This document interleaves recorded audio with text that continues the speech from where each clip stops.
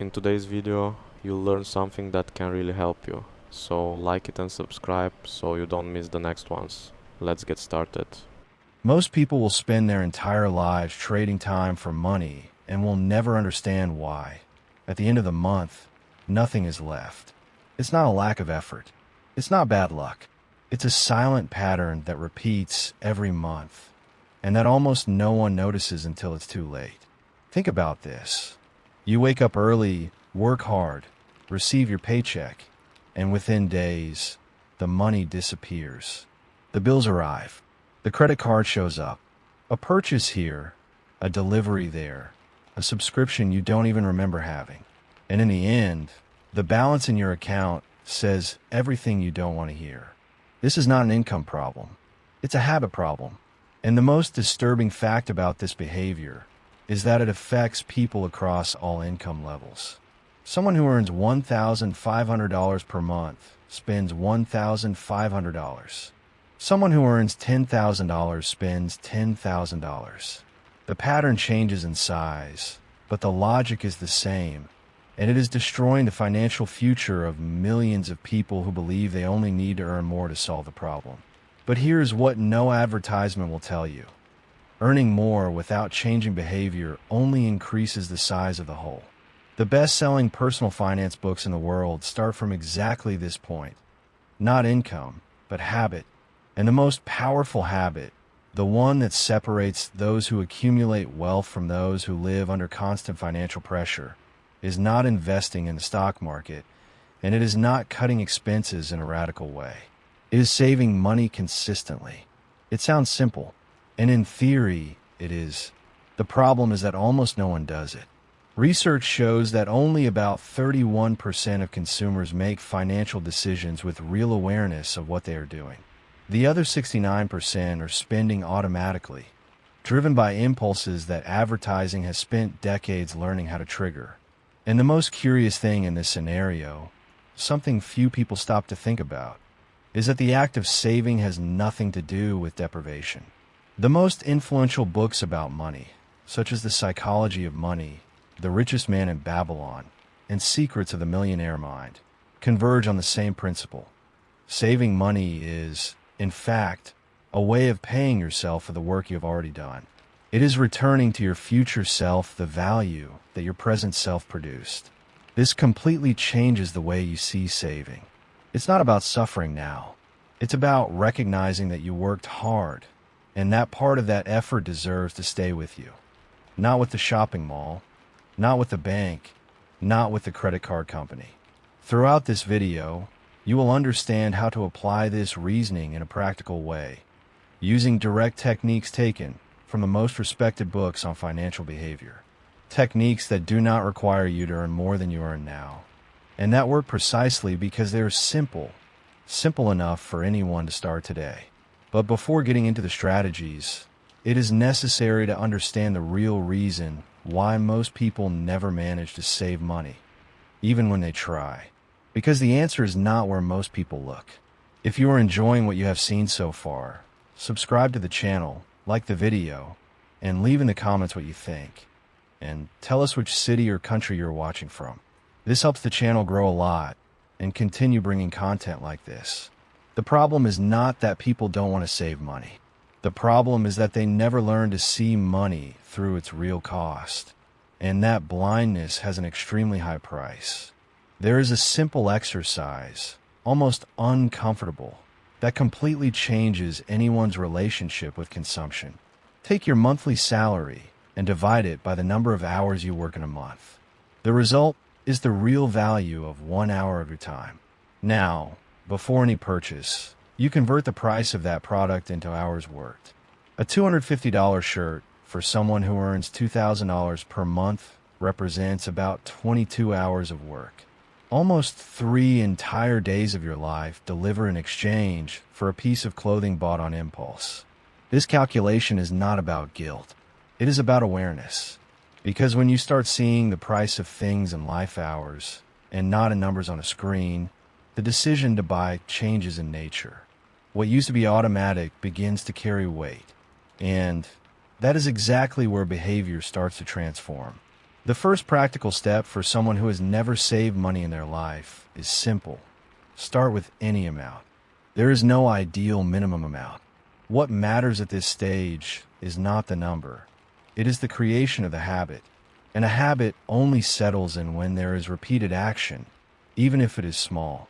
Set aside that amount immediately after receiving your income, before paying any bill, before any expense, and transfer it to a different account from the one you use in your daily life.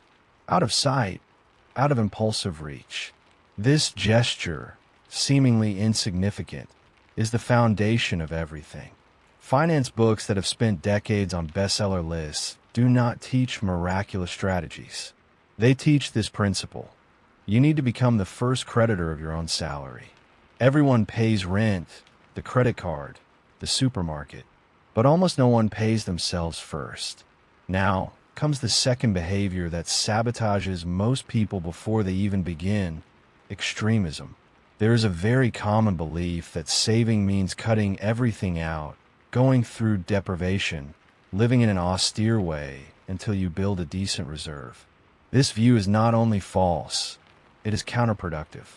Any system that demands total sacrifice will fail because human beings were not made to deny pleasure indefinitely. Balance is what sustains discipline in the long term. And the most influential books on financial behavior recognize this explicitly. The suggestion is not to eliminate spending on pleasure. It is to contain it within a conscious limit. Reserve a small part of your income exclusively to spend without guilt on whatever you want. This is not financial weakness. It is what prevents the accumulated pressure from exploding into uncontrolled spending after weeks of trying to be perfect. There is a practice that seems bureaucratic but transforms the perception you have of your own progress. Recording your net worth every 90 days. It is not a complex spreadsheet. It is simply writing down how much money you have today in your account, in savings, in any reserve, and comparing it with a number from 3 months ago. This exercise makes progress visible, and visible progress feeds motivation. Motivation sustains the habit. What happens to people who never do this is that the effort of saving seems invisible. The person saves money for weeks, sees no concrete change in their lifestyle, and gives up, not because they lacked discipline, but because they lacked evidence that it was working. Small daily expenses are another point that deserves direct attention. A meal outside work every day, a coffee that became routine, subscriptions no one canceled. Individually, each one seems irrelevant. Added together over the course of a month, these values usually represent between 15% and 25% of a person's income. Money that disappears without leaving a trace and without creating any real memory. Reducing these expenses does not require giving up quality of life. It requires that you decide consciously, not automatically. This difference between spending by decision and spending by habit is where a large portion of money disappears every month. There is a principle that appears in almost every serious book about money, and that most people read, agree with, and completely ignore in practice. It has a simple name: pay yourself first. The logic is straightforward. As soon as the salary hits your account, before any bill, before any purchase, you set aside 10% and put it somewhere else. It is not a suggestion. It is the central mechanism that separates those who accumulate wealth from those who spend their entire lives working without building anything solid. The reason this principle works is not magical. It is behavioral. When the money stays in the same account you use for everything, it gets consumed gradually and almost invisibly. Small decisions throughout the month reduce the balance until it reaches zero. But when you remove the 10% before that process begins, the brain automatically adjusts behavior to the amount that remains. You learn to live with what is available, because that is exactly what has always happened with people who earned less and still managed to survive. Now comes the part that few people consider seriously. The destination of that 10% matters just as much as the act of setting it aside. Keeping it in savings is better than not saving. But idle money loses value over time because of inflation. The next natural step, after creating an emergency fund, is to make that money work.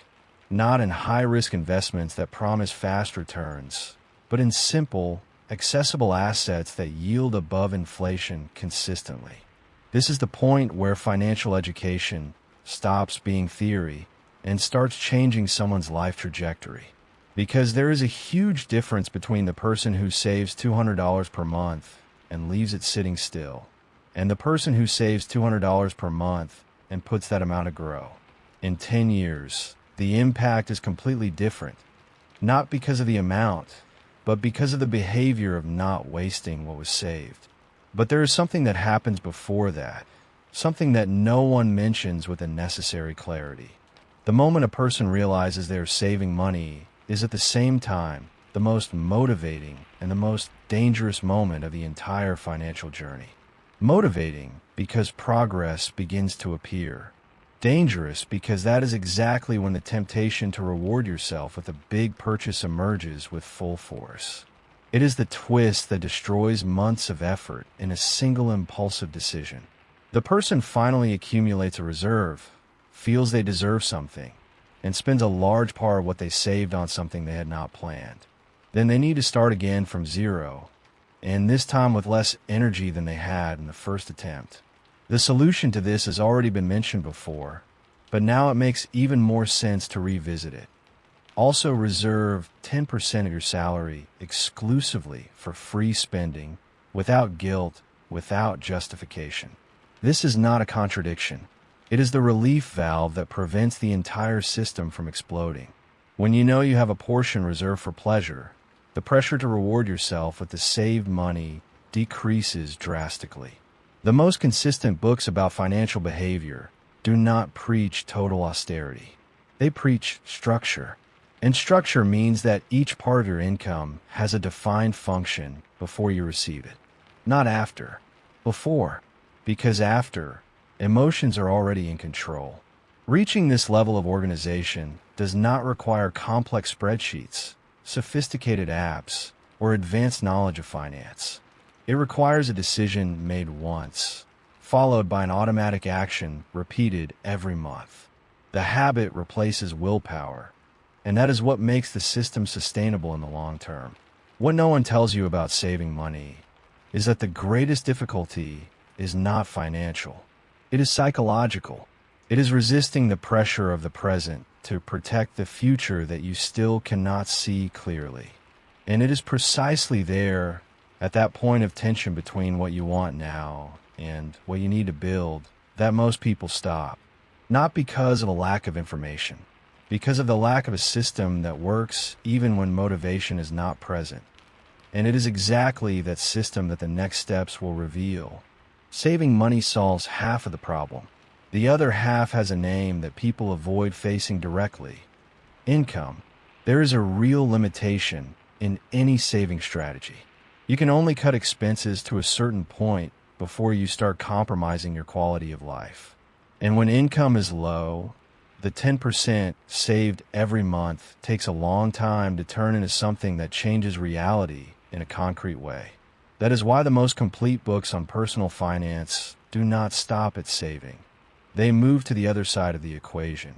Increasing income does not necessarily mean changing jobs or starting a company from scratch. It means identifying where your current time and knowledge can generate value beyond what they already generate. Professional specialization is the most direct path. Those who master a specific skill have greater negotiating power, access better paying positions, and become difficult to replace. This does not happen quickly, but it is the kind of construction that sustains itself for decades, regardless of economic cycles or changes in the job market. At the same time, there is a layer of income that does not depend on promotion or luck. Extra income. Reselling products, providing services outside your main working hours, creating digital content, small online businesses. All these alternatives share the fact that they can start small, with little or no initial investment. and grow according to the time and effort dedicated. The point that separates those who try these alternatives from those who get results is simple and not glamorous: consistency. There is no extra income that becomes solid in 2 weeks. There is extra income built over months with regular deliveries, constant learning, and adjustments along the way. Those who enter expecting quick results leave frustrated before reaching anything meaningful. And those who persist beyond this initial point, even without seeing immediate returns, are the ones who eventually transform that secondary source into something that changes the game. Now, combining both sides, saving and increasing income, the principle that finance books call multiplication appears. You save part what you earn, that money begins to grow, and at the same time you work to expand the amount that comes in. Over time, these 3 movements, saving, growing, increasing, create an effect that is not linear. It is exponential, and that is why people who started from zero with financial discipline reach a point where the accumulated money begins to generate more than their monthly work. This is not an abstract concept reserved for those who already have a lot of accumulated wealth. It is simple mathematics applied patiently over time. And time is exactly the resource people waste when they delay starting because they believe they do not yet have enough value to save or enough income to invest. Every month delayed is one less month of compound interest working in your favor. The most important lesson that runs through all serious books about money is not a technique. It is a mindset. Financially successful people do not think in terms of the current month. They think in terms of years. Every financial decision is evaluated not only by the immediate pleasure or relief it generates, but by the real impact it will have on the future they're building with each choice. This does not mean living without enjoying the present. It means that the present and the future coexist in decisions, instead of competing with each other. It means that saving money stops being a sacrifice and becomes a genuine act of respect for the effort you have already put in, and for the effort you will still put in. If you made it this far, you already have more clarity about finances than most people who will spend their entire lives wondering why money is never left over. The next step does not need to be perfect or big. It just needs to be real and done today. If this content made sense to you, subscribe to the channel, like the video, and leave in the comment what you think. And tell us which city or country you are watching from. Every comment helps this content reach more people who need to hear it.